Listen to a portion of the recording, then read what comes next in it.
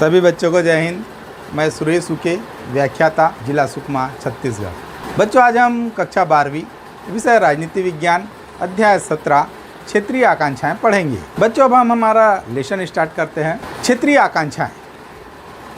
क्षेत्रीय आकांक्षाएं क्षेत्रवाद व अलगाववाद। क्षेत्रवाद या क्षेत्रीयता वह भावना है जिसके द्वारा राष्ट्रीय हितों की उपेक्षा करके क्षेत्रीय हितों को पूरा करने का प्रयास किया जाता है। क्षेत्रवाद की भावना से ओतप्रोत व्यक्ति पहले स्वयं को क्षेत्रीय और बाद में राष्ट्रीय समझते हैं। इस प्रकार क्षेत्रवाद एक ऐसी संकीर्ण विचारधारा है जो व्यक्तियों में संपूर्ण राष्ट्र के प्रति निष्ठा के स्थान पर उस क्षेत्र विशेष के प्रति ही निष्ठा उत्पन्न करती है जिसमें वो रहता है। अतः क्षेत्रवाद या क्षेत्रीयता एक विघटनकारी एवं पृथकतावादी भावना है जो राष्ट्रीय विकास के मार्ग को अवरुद्ध करती है और राष्ट्रीय एकता एवं अखंडता के लिए घातक सिद्ध होती है। इस भावना को ही प्रादेशिकता या प्रांतवाद के नाम से भी जाना जाता है। बच्चों, अब हम पढ़ेंगे क्षेत्रवाद के कारण। तो क्षेत्रवाद के कारण इस प्रकार हैं। पहला, भौगोलिक स्थिति। क्षेत्रवाद की समस्या का सबसे प्रमुख कारण भौगोलिक परिस्थितियां हैं।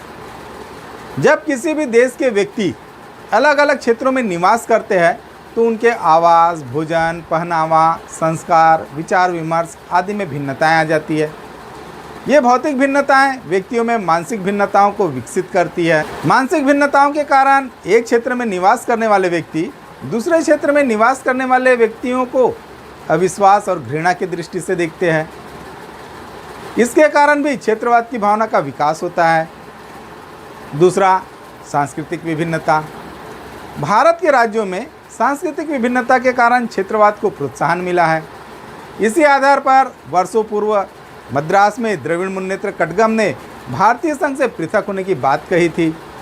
असम में असम गण परिषद भी असमी संस्कृति की रक्षा का नारा बुलंद करती रही है।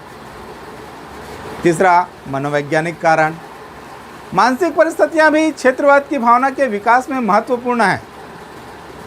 हर व्यक्ति में अपने क्षेत्र के प्रति कुछ अधिक लगाव होता है, यह स्वाभाविक है और इसमें कोई बुराई भी नहीं है। किंतु जब व्यक्ति दूसरे क्षेत्र के प्रति द्वेष की भावना को विकसित कर लेते हैं तो इसमें बुराई प्रारंभ हो जाती है। अनेक अवसरों में क्षेत्रवाद की भावना इतनी उग्र हो जाती है कि राष्ट्र और राष्ट्रीय हितों तक की उपेक्षा कर दी जाती है। इसके साथ ही विद्वेष मानव की मूलभूत प्रवृत्ति है। वह ईर्ष्यालु होता है और उसमें भय, घृणा और क्रोध की प्रवृत्तियां भी कूट कूट कर पाई जाती है। इन प्रवृत्तियों के कारण क्षेत्रवाद की भावना का विकास होता है। चौथा, भाषागत विभिन्नता। भाषाई आधार पर भी भारत एक विभिन्नताओं से भरा देश है। उत्तर एवं दक्षिण भारत की भाषाएं एक दूसरे से अलग हैं। देश में दिन प्रतिदिन भाषा को एक राजनीतिक हथियार के रूप में प्रयोग किए जाने की प्रवृत्ति में बढ़ोतरी हुई है। इस प्रवृत्ति के कारण राज्यों में हिंसक वारदातें हुई है। पांचवा, ऐतिहासिक कारण। ऐतिहासिक कारण और परिस्थितियां भी क्षेत्रवाद की भावना को विकसित करने में महत्वपूर्ण कार्य करती है। भारत में आर्यों के समय से ही उत्तर और दक्षिण का भेद पाया जाता रहा है। प्रजाति कारण भी इस भेद को बढ़ाने में उत्तरदायी रहे हैं। उत्तर भारत के अनेक राज्यों ने दक्षिण भारत तक अपने साम्राज्य का विस्तार किया।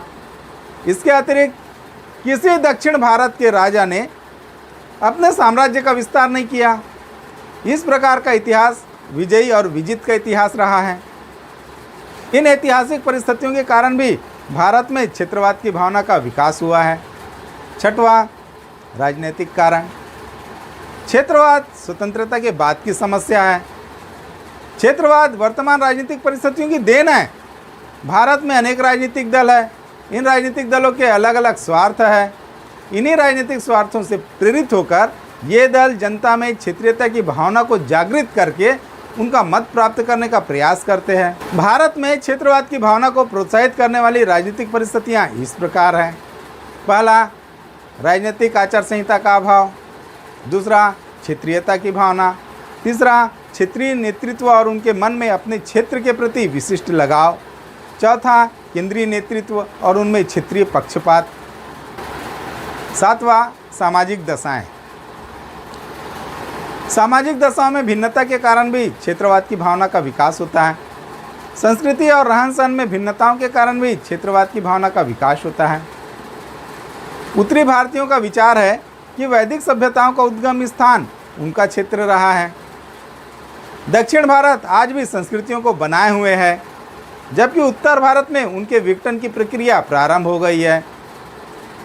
प्रथाओं, संस्थाओं, परिवार और विवाह के प्रतिमानों में भिन्नता के कारण भी क्षेत्रवाद की भावना का जन्म और विकास होता है। 8वां, जाति प्रथा। जाति के आधार पर क्षेत्रीयता की प्रवृत्ति बढ़ी है। जिन क्षेत्रों में किसी जाति की प्रधानता है, वहाँ क्षेत्रवाद की उग्र प्रवृत्ति देखने को मिलती है। हरियाणा और महाराष्ट्र में क्षेत्रवाद की प्रवृत्ति के विकास में जाति एक भयावह तत्व सिद्ध हुआ है। खाली स्थान की मांग के पीछे सिखों के उग्रवादी तबके की जाति की भावना ही तो काम कर रही है। 9वां, आर्थिक दशाएं। आर्थिक दशाओं के कारण भी क्षेत्रवाद की भावना का विकास होता है। भारत में अर्थव्यवस्था के 2 केंद्र ग्रामीण और नगरीय होने के कारण क्षेत्रवाद की भावना पनपती है। आर्थिक दशाओं में रोजगार का भी महत्वपूर्ण स्थान है। गरीब और अमीर, कृषि तथा उद्योग, रोजगार और बेरोजगार ऐसी आर्थिक दशाएं हैं जो क्षेत्रवाद की भावना के विकास में महत्वपूर्ण हैं। बच्चों, अब हम पढ़ेंगे अलगाववाद से अभिप्राय।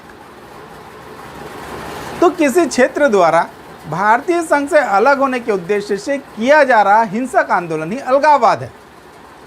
भारत को स्वतंत्रता के पश्चात अंग्रेजों द्वारा फैलाया गया जहर विरासत के रूप में मिला। कालांतर में कुछ पश्चिमी शक्तियों तथा धार्मिक कट्टरपंथी एजेंसियों ने भारत को कमजोर करने के लिए अलगाववादी आंदोलन को और भड़काया। अब यह आंदोलन हिंसा का रूप लेता जा रहा है।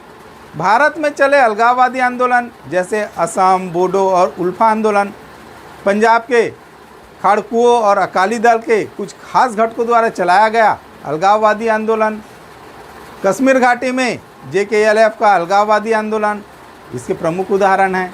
अलगाववादी आंदोलन के परिणाम स्वरूप देश में हजारों की संख्या में निर्दोष लोग मारे गए। श्रीमती इंदिरा गांधी, राजीव गांधी, संत लोंगोवाल जैसे लोगों की राजनीतिक हत्या अलगाववाद और हिंसा का ही परिणाम है। स्वतंत्रता प्राप्ति के बाद क्षेत्रीय आकांक्षाओं पर आधारित तनाव के कई मामले उभरे, जिनका विवरण इस प्रकार है। पहला, देसी राज्य। जब भारत स्वतंत्र हुआ तो देसी रियासतों के भारत में विलय की समस्या क्षेत्रीय आकांक्षा से संबंधित थी। बहुत सी रियासतों ने अपने को स्वतंत्र रखे जाने की घोषणा की थी, जैसे कि हैदराबाद, जूनागढ़, भोपाल। स्वतंत्रता प्राप्ति के साथ ही जम्मू कश्मीर का मुद्दा खड़ा हुआ। इस पर पाकिस्तान ने भी आक्रमण कर दिया। यह भारत की प्रादेशिक अखंडता को एक प्रकार की चुनौती थी। दूसरा, पूर्वोत्तर। स्वतंत्रता प्राप्ति के साथ ही भारत के उत्तर पूर्व के कुछ प्रदेशों में भारत के साथ मिले रहने अथवा भारतीय संघ का अंग बने रहने की सहमति नहीं थी और वहाँ आंदोलन हुए। उत्तर पूर्व के लगभग सभी पहाड़ी क्षेत्रों को, जो अपनी अपनी अलग क्षेत्रीय पहचान बनाए हुए थे, अलग राज्य का स्तर प्रदान किया गया, जैसे कि मणिपुर, त्रिपुरा, मेघालय, अरुणाचल प्रदेश, मिजोरम और नागालैंड। तीसरा, भाषा आंदोलन। एक समय दक्षिण भारत से यह भी आवाज़ उठ रही थी कि राष्ट्रीय सरकार पर उत्तर राज्यों का नियंत्रण है तथा दक्षिण भारत की उचित भागीदारी सुनिश्चित करने के लिए संसद के अधिवेशन दक्षिण भारत में भी होने चाहिए और सर्वोच्च न्यायालय की एक पीठ वहाँ भी स्थापित की जानी चाहिए। स्वतंत्रता के कुछ वर्ष बाद ही क्षेत्रीय भाषाओं के आधार पर राज्यों के पुनर्गठन की मांग की गई और सन 1956 में भाषाओं के आधार पर राज्यों का पुनर्गठन हुआ। आंध्र प्रदेश का इलाका मद्रास राज्य का भाग था। भाषा के आधार पर सबसे पहले आंध्र प्रदेश का गठन हुआ। सन 1961 में मुंबई राज्य का विभाजन भाषा के आधार पर हुआ था और 2 राज्य, गुजरात गुजराती भाषा तथा महाराष्ट्र मराठी भाषा बनाए गए। पंजाब में पंजाबी भाषा के आधार पर अलग पंजाबी सूबे की मांग रखी गई और सन 1966 में वहाँ के हिंदी भाषी क्षेत्रों को निकालकर अलग राज्य हरियाणा के नाम से बनाया गया। बच्चों, अब हम पढ़ेंगे क्षेत्रवाद तथा अलगाववाद का लोकतंत्र पर प्रभाव। तो क्षेत्रवाद तथा अलगाववाद का लोकतंत्र पर इस प्रकार प्रभाव पड़ता है। पहला, देश की एकता व अखंडता को खतरा। क्षेत्रवाद की भावना अपने प्रबल रूप में अलगाववाद में परिवर्तित हो जाती है। और क्षेत्रवाद की भावना से प्रेरित लोग राष्ट्रीय एकता व अखंडता की उपेक्षा करके पृथक राज्य की मांग करने लगते हैं। पंजाब का खालिस्तान आंदोलन क्षेत्रीय संकीर्णता की घातक प्रवृत्ति का एक ज्वलंत उदाहरण है। इसके अतिरिक्त क्षेत्रवाद पृथक राज्यों की मांग की जड़ है। क्षेत्रवाद की प्रवृत्ति के आधार पर ही सन 1986 में मिजोरम को पूर्ण राज्य का दर्जा प्राप्त हुआ। आंध्र प्रदेश का पृथक तेलंगाना राज्य तथा महाराष्ट्र का पृथक विदर्भ आंदोलन, असम का उल्फा उग्रवादियों का स्वाधीन एवं प्रभुसत्ता प्राप्त असम आंदोलन, पश्चिम बंगाल के उत्तरी भाग का पृथक गोरखालैंड आंदोलन, पृथक बोडो राज्य आंदोलन, झारखंड मुक्ति मोर्चा द्वारा चलाया गया पृथक झारखंड राज्य की स्थापना का आंदोलन, ये सब क्षेत्रवाद के दुष्परिणाम हैं। दूसरा, अंतर्राज्यीय विवाद। क्षेत्रवाद की भावना के कारण क्षेत्रीय हितों की पूर्ति हेतु भारत के विभिन्न राज्यों के मध्य भाषाई आधार पर क्षेत्रों के अंतरण एवं नदियों के जल बंटवारे आदि से संबंधित विवाद चल रहे हैं। कर्नाटक व महाराष्ट्र, मेघालय व असम, पंजाब व हरियाणा के मध्य विवाद का मुख्य कारण क्षेत्रवाद ही है। कर्नाटक व तमिलनाडु के मध्य वर्तमान में कावेरी जल विवाद क्षेत्रवाद का एक ज्वलंत उदाहरण है। इस विवाद में एक केंद्र शासित प्रदेश पांडिचेरी भी सम्मिलित है, जो तमिलनाडु के साथ है। कर्नाटक और तमिलनाडु दोनों के क्षेत्रीय आर्थिक हित कावेरी के जल से जुड़े हुए हैं। यही कारण है कि दोनों ही राज्यों के मुख्यमंत्री इसे अपने व्यक्तिगत राजनीति की कसौटी बनाए हुए हैं, जिसके परिणाम स्वरूप दोनों राज्यों की सरकारों में टकराव की स्थिति बनी हुई है। तीसरा, क्षेत्रीय राजनीतिक दलों की स्वार्थ सिद्धि। क्षेत्रवाद की भावना के आधार पर जो वातावरण तैयार होता है, उसमें क्षेत्रीय राजनीतिक दल उभरने लगते हैं, जो क्षेत्रीय हित के नाम पर समाज को आंदोलन करने के लिए उकसाकर अपनी स्वार्थ सिद्धि करते हैं। पंजाब का अकाली दल, तमिलनाडु का डीएमके और असम का असम गण परिषद क्षेत्रवाद पर ही आधारित राजनीतिक दल है। उन दलों की अवांछनीय गतिविधियों ने राष्ट्रीय स्तर के राजनीतिक दलों की स्थिति को और दुर्बल बना दिया, जिसके परिणाम स्वरूप भारतीय लोकतंत्र के लिए खतरा उत्पन्न हो गया है। चौथा, अलग राज्य आंदोलन। क्षेत्रीय आकांक्षाओं के कारण झारखंड मुक्ति मोर्चा ने झारखंड को अलग राज्य बनाए जाने की मांग की। इसी प्रकार उत्तर प्रदेश के पहाड़ी क्षेत्रों ने क्षेत्रीय आकांक्षा के आधार पर उत्तराखंड नामक अलग राज्य की मांग की। क्षेत्रीय आकांक्षाएं केवल अलग राज्य बनाए जाने की मांग तक सीमित नहीं है। इसके आधार पर कई राज्यों में नदी के जल के बंटवारे को लेकर हिंसात्मक आंदोलन भी हुए। अंतर्राज्यीय विवादों से संबंधित निर्णयों को न्यायालय में चुनौती दी जाती रही है। चौथा, केंद्र और राज्यों के मध्य तनाव। क्षेत्रीय राजनीतिक दलों की राज्य सरकारें राज्यों को अधिक स्वायत्तता प्रदान करने की मांग करती रही है, जबकि केंद्र सरकार ऐसा करने में संकोच करती है। इससे केंद्र व राज्यों के मध्य तनाव की स्थिति उत्पन्न हो जाती है, जो लोकतांत्रिक शासन व्यवस्था के लिए अहितकर सिद्ध होती है। पांचवा, भाषा की समस्या की जटिलता। क्षेत्रवाद की समस्या भाषावाद की समस्या को और अधिक जटिल बना देती है। क्षेत्रीय वफादारी भाषा के प्रति विशेष लगाव उत्पन्न करती है। यह लगाव क्षेत्रीय भाषा को राष्ट्रीय भाषा से अधिक महत्व प्रदान करने में सहायक होती है। छठवां, क्षेत्रीय तनाव। क्षेत्रवाद की भावना विभिन्न क्षेत्र के निवासियों में तनाव और संघर्ष की स्थिति को जन्म देती है। प्रत्येक क्षेत्र अपने स्वार्थों और हितों की रक्षा करता ही है। यह उपेक्षात्मक दृष्टिकोण क्षेत्रीय संघर्ष को जन्म देता है, जिससे राष्ट्रीय एकता में बाधा उत्पन्न होती है। उदाहरण के लिए राजधानी की स्थापना, विश्वविद्यालय खोलना तथा उद्योगों की स्थापना आदि को लेकर समय समय पर क्षेत्रीय भावनाओं का विकास होते रहता है। सातवां, भूमिपुत्र के सिद्धांत। भूमिपुत्र क्षेत्रवाद की एक ऐसी प्रवृत्ति है। इस धारणा का अभिप्राय यह है कि किसी राज्य अथवा क्षेत्र के निवासियों द्वारा उस क्षेत्र में बसने तथा रोजगार प्राप्त करने के संबंध में मांग करना है। यह मांग उस क्षेत्र अथवा राज्य की मूल आवश्यकताओं से जुड़ी रहती है। यह धारणा क्षेत्रीयता की भावना को बढ़ावा देने वाली एवं राष्ट्रीय एकता पर चोट करने वाली है। इस प्रकार क्षेत्रवाद तथा अलगाववाद राष्ट्रीय विकास के मार्ग में सबसे बड़ी बाधा है। इससे जहां एक ओर अनेक समस्याओं का जन्म होता है, वहीं दूसरी ओर राष्ट्रीय विकास में भी बाधा उत्पन्न हो जाती है। क्षेत्रवाद मनोवैज्ञानिक भावनाओं को भी विकसित करता है। मनोवैज्ञानिक भावनाओं के कारण व्यक्ति पूर्वाग्रह दृष्टिकोण को विकसित कर लेते हैं। यह प्रवृत्ति राष्ट्रीय एकता और विकास के मार्ग में बाधा उत्पन्न करती है। बच्चों, अब हम पढ़ेंगे क्षेत्रवाद और पृथकतावाद में अंतर। क्षेत्रवाद तथा पृथकतावाद दोनों ही क्षेत्रीय लोगों की भावनाएं हैं। क्षेत्रवाद को एक प्रकार से सकारात्मक भावना कहा जा सकता है, जो साधारण तथा संवैधानिक साधन को अपनाते हैं। ठीक इसके विपरीत पृथकतावाद एक नकारात्मक भावना है, जो हमेशा असंवैधानिक या हिंसात्मक साधन को अपनाता है, जैसे पंजाब में खाली स्थान के लिए आंदोलन। बच्चों, अब हम पढ़ेंगे भारत में क्षेत्रीय दलों का उदय। भारत में क्षेत्रीय असमानता, कांग्रेस की कमजोर स्थिति, क्षेत्रीय नेताओं की राजनीतिक महत्वाकांक्षाएं, क्षेत्रीय पहचान आदि कारणों से क्षेत्रीय दलों का उदय हुआ। भारत में क्षेत्रीय दलों के अस्तित्व का इतिहास काफ़ी पुराना है। सन 1920 के दशक में पंजाब में अकाली दल का गठन किया गया। इसी प्रकार सन 1949 में मद्रास में द्रविड़ मुन्नेत्र कड़गम नामक दल बना।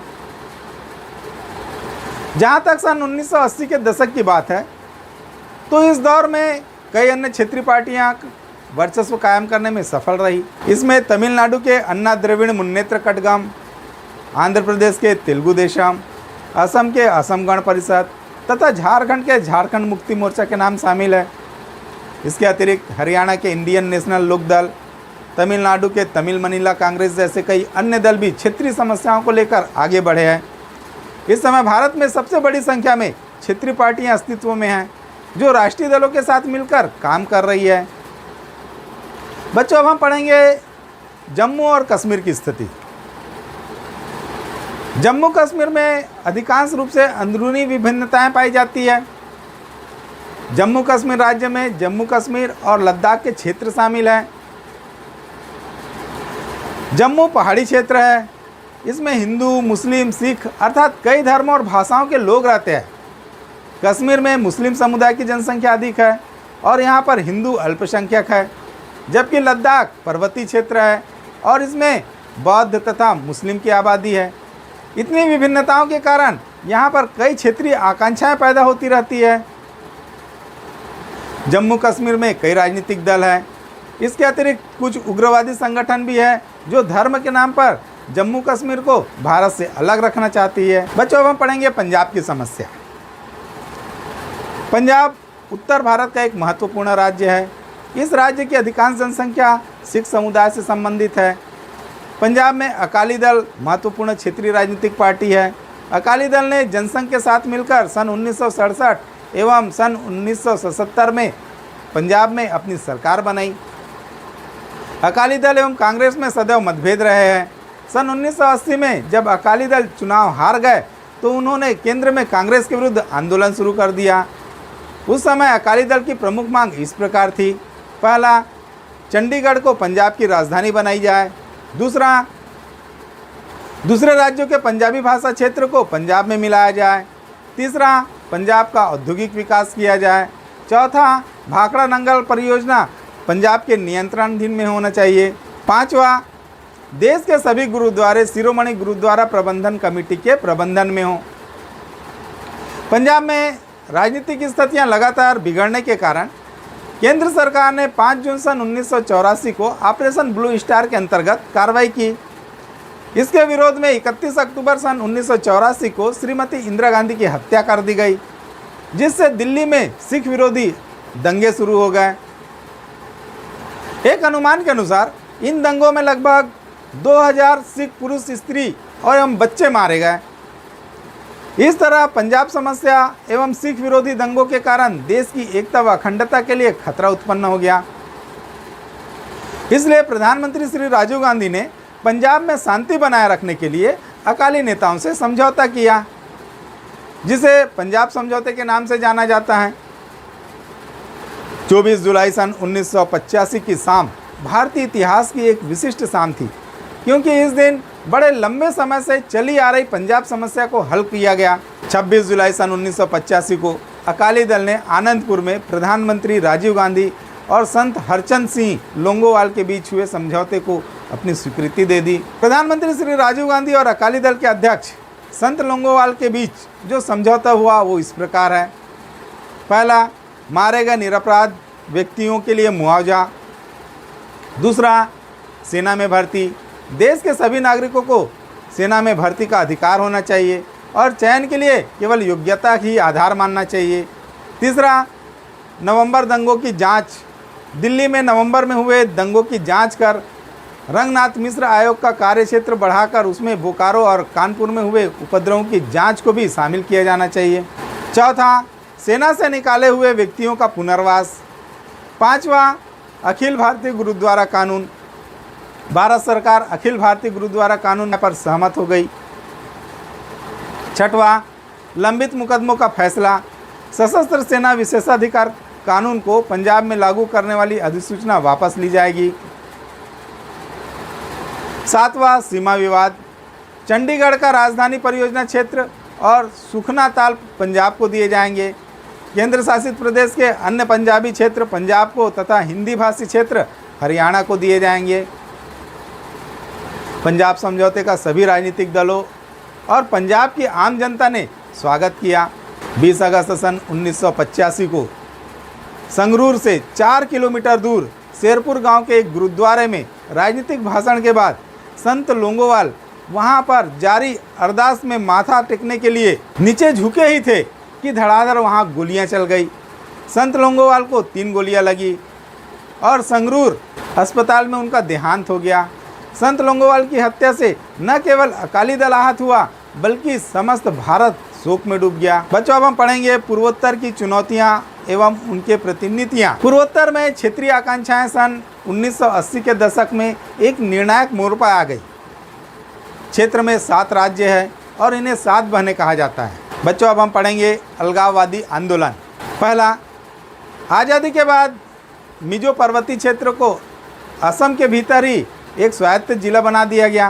कुछ मिजो लोगों का मानना था कि वे कभी भी ब्रिटिश इंडिया के अंग नहीं रहे, इसलिए भारत संघ से उनका कोई नाता नहीं है।